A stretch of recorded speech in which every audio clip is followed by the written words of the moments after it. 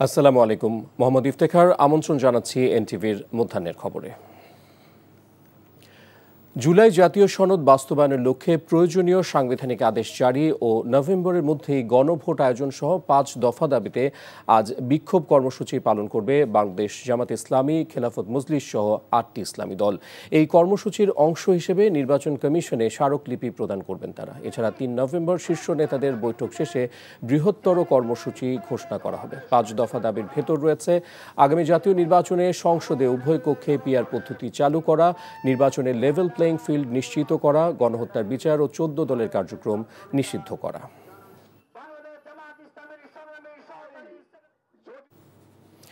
দর্শক, এ বিষয়ে আরও জানতে যাচ্ছি নির্বাচন কমিশন ভবনের সামনে। সেখানে রয়েছেন senior correspondent apple Shahriar. Apple, কর্মসূচি সম্পর্কে কি খবর আছে আপনার কাছে?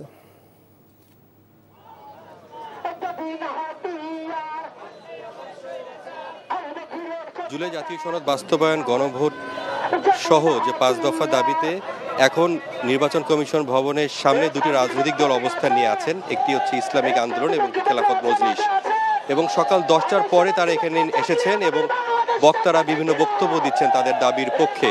এবং এই দুটি রাজনৈতিক দলের প্রতিনিধি দল নির্বাচন কমিশনের ভিতরে প্রবেশ করেছেন এই স্মারকলিপি জমা দেওয়ার জন্য।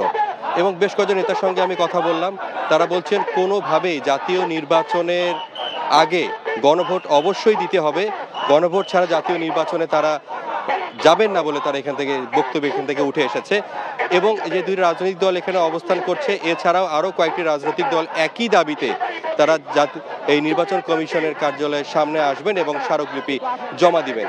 মোটা দাগে যে গণভোটের কথা বলা হচ্ছে সেটি হচ্ছে যে সংস্কারগুলো করা হয়েছে, 84টি সংস্কার প্রস্তাবে যে স্বাক্ষর করেছে রাজনৈতিক দলগুলো, এখন সেটি কিভাবে বাস্তবায়ন হবে সেটির লক্ষ্যেই কাজ হচ্ছে। এবং বাস্তবায়নটি কিভাবে হবে, অর্থাৎ জাতীয় নির্বাচন এবং বাস্তবায়নের ক্ষেত্রে যে জনগণের যে মতামতটি নেওয়ার প্রয়োজন রয়েছে সেটি কি হচ্ছে জাতীয় নির্বাচনের আগে নেওয়া হবে নাকি জাতীয় নির্বাচনের দিনই গণভোটের মাধ্যমে নেওয়া হবে। এখন কিন্তু এই দুটি বিষয় নিয়েই কিন্তু আলোচনা হচ্ছে। এবং আজকে যারা এখানে আন্দোলন করছেন এবং স্মারকলিপি জমা দিচ্ছেন তাদের বক্তব্য হচ্ছে জনগণের মতামত তারা নিতে চাচ্ছেন জাতীয় নির্বাচনের আগে এই গণভোটের মাধ্যমে, তারপরে জাতীয় নির্বাচনে তারা যেতে চাচ্ছেন। অপরদিকে বিএনপি সহ অন্যান্য রাজনৈতিক দলগুলো তারা চাচ্ছেন যে আগে গণভোট নয়, জাতীয় নির্বাচন যেদিন হবে সেদিন যাতে গণভোট করা হয়। অর্থাৎ এখন আমরা জাতীয় যে নির্বাচন কমিশন ভবনের সামনে এখানে অবস্থান করছি, আরও বিভিন্ন রাজনৈতিক দলগুলো এখানে আসবেন এবং স্মারকলিপি দেওয়ার পর তাদের যে নতুন করে পদক্ষেপ বা তারা কী ব্যবস্থা নিচ্ছেন বা কী পদক্ষেপ তারা গ্রহণ করবে সেটি আমরা দর্শকদেরকে জানিয়ে দেব। দর্শক, এবার যাচ্ছি আগারগাঁও এলাকায়। সেখান থেকে ওবায়দুল্লাহ মামুন যুক্ত হচ্ছেন আমাদের সঙ্গে। মামুন, আপনি যেখানে আছেন সেখানকার কর্মসূচি কি দেখছেন?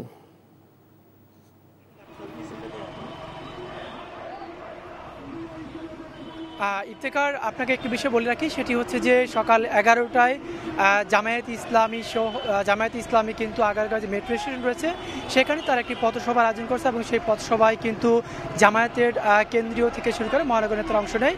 মূল যে বিষয়টি ছিল সেটি হচ্ছে আজকে তারা জুলাই সনদের আইনি ভিত্তির দাবিতে যে গণভোট এবং সেই গণভোট এই নভেম্বরের মধ্যে, জাতীয় নির্বাচনের আগে নভেম্বরের মধ্যেই বাস্তবায়ন করতে হবে, সেই লক্ষ্যেই তারা এখন নির্বাচন কমিশন অভিমুখে স্মারকলিপি প্রদান করতে রওনা দিয়েছেন এবং একদমই কাছাকাছি চলে এসেছে নির্বাচন কমিশন ভবনের কাছে এবং তারা প্রধান নির্বাচন কমিশনের কাছে এই স্মারকলিপি হস্তান্তর করবেন। এবং যেখানে বলা হয়েছে যে তাদের 5টি মৌলিক দাবি রয়েছে এবং সেই 5টি মৌলিক দাবির সাথে জামায়াত ইসলামী সহ 8টি ইসলামী সমমনা রাজনৈতিক দল একাত্মতা ঘোষণা করেছেন। এবং একই সাথে আজকে ঢাকার বিভিন্ন জায়গাতে জামায়াত ইসলামী ছাড়াও খেলাফত মজলিস, ইসলামী আন্দোলন বাংলাদেশ সহ মোট 8টি রাজনৈতিক দল আলাদা আলাদা স্পটে তাদের এই কর্মসূচি পালন করছেন।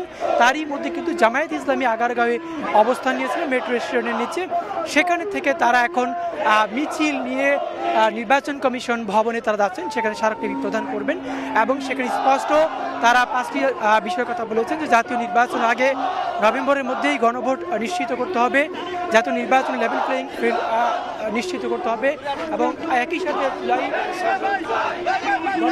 যারা জড়িত ছিলেন সে সকল ব্যক্তি এবং রাজনৈতিক দলের কিন্তু বিচারের দাবি জানিয়েছে জামায়াত ইসলামী সহ 8টি সমমনা যে ইসলামী দল রয়েছেন তারা কিন্তু এই দাবিতে তারা এই আন্দোলন করছেন।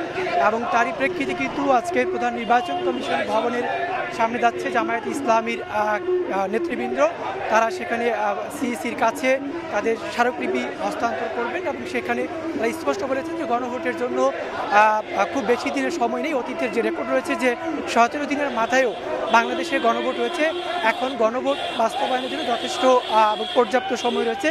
অতএব জাতীয় নির্বাচনের আগেই নভেম্বরের মধ্যে গণভোট চায় জামায়াত ইসলামী সহ একটি রাজনৈতিক দল। এই ছিল আমার কাছ থেকে আগারগাঁওয়ে জামায়াত ইসলামীর গণভোটের দাবিতে যে স্মারকলিপি প্রদান তার সবশেষ খবর। দর্শক, এতক্ষণ জানছিলাম ইসলামী দলগুলোর কর্মসূচির খবর। জুলাই আগস্ট অভ্যুত্থানে সাভারের আশুলিয়ায় 6 জনের লাশ পোড়ানো সহ 7 জনকে হত্যা মামলায় 16তম দিনে সাক্ষ্য গ্রহণ চলছে। বিচারপতি নজরুল ইসলাম চৌধুরীর নেতৃত্বাধীন 3 সদস্যের ট্রাইব্যুনাল 2-এ আজ বেলা 11:15টায় 21তম সাক্ষী আহত জুলাই যোদ্ধা সানি মৃধা সাক্ষ্য দেয়া শুরু করেন। এই মামলায় 16 আসামির মধ্যে গ্রেফতার 8 জন হলেন পুলিশ সুপার আবদুল্লাহিল কাফি, অতিরিক্ত পুলিশ সুপার শাহিদুল ইসলাম, ডিবির পরিদর্শক Arafat Hossain, SI Malek, SI Arafat Uddin, ASI Kamrul Hasan, SI Afzalul Haque ও কনস্টেবল মুকুল। আর সাভারের সাবেক সংসদ সদস্য সাইফুল ইসলাম সহ 8 আসামি পলাতক আছেন। গত 21 আগস্ট আসামিদের বিরুদ্ধে অভিযোগ গঠন করে বিচার শুরুর নির্দেশ দেয় ট্রাইব্যুনাল।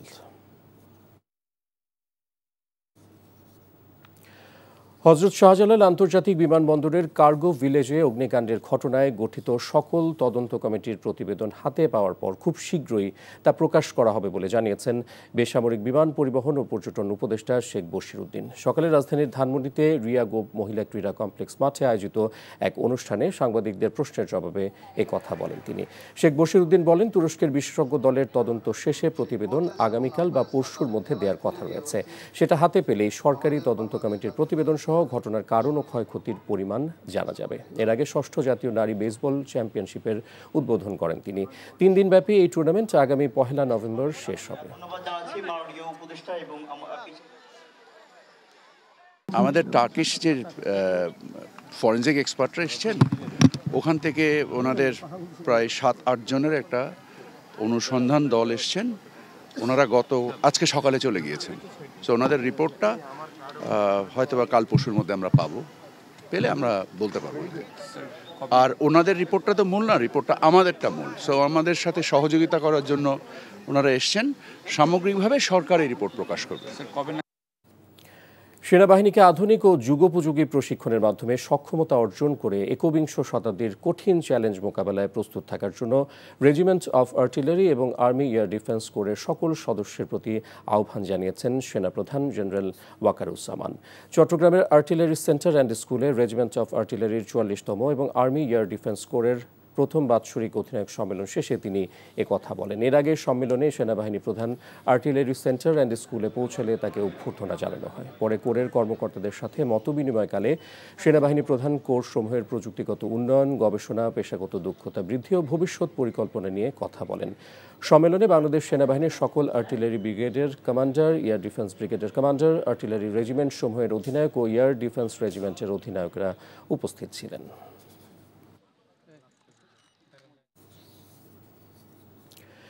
দেশের অন্যতম মৎস্য অবতরণ কেন্দ্র চাঁদপুরের বড় স্টেশন মাছঘাটে প্রচুর ইলিশ মাছ আসছে। তবে বরফের অভাবে নদী থেকে ঘাটে আনার আগেই ওইসব ইলিশ পচে যাচ্ছে, সেগুলোই বিক্রি করছেন ব্যবসায়ীরা। এ বিষয়ে জানতে এখন যাচ্ছি চাঁদপুর ঘাটে, সেখানে আছেন স্থানীয় প্রতিনিধি শরীফুল ইসলাম। শরীফুল, ইলিশ বিক্রির কি খবর আছে আপনার কাছে, আর ক্রেতারা কি বলছেন?